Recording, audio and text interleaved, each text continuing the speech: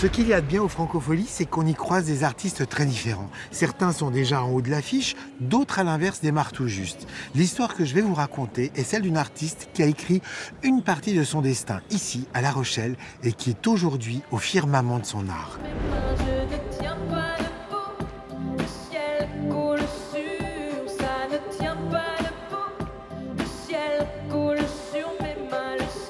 Christine and the Queens a 20 ans lorsqu'elle tape dans l'œil des dénicheurs de talent du festival, l'équipe du chantier des Franco. Cette fille, je dois dire que les équipes étaient vraiment talentueuses parce que moi, je ne l'aurais pas repérée. Je me souviens, la première fois, elle était sur une scène gratuite, toute seule, avec 3 pelés devant. Enfin, c'était vraiment sinistre. Pourtant, malgré un public peu présent à ses débuts, la jeune femme sait précisément ce qu'elle veut.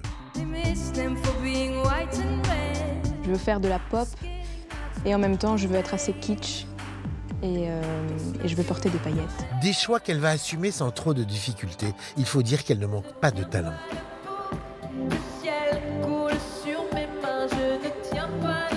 C'est cette espèce de mix absolument incroyable entre la musique, la danse, le stylisme, le discours, qui fait que c'est un tel choc. Un choc tel que le public des Francopholies aura du mal à s'en remettre.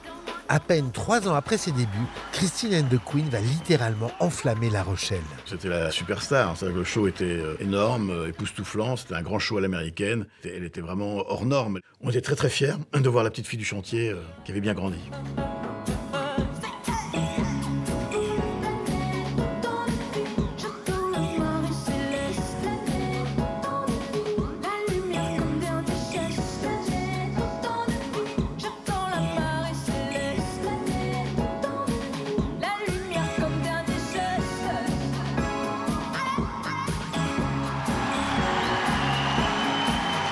À bientôt pour une nouvelle histoire de chanson au Franco.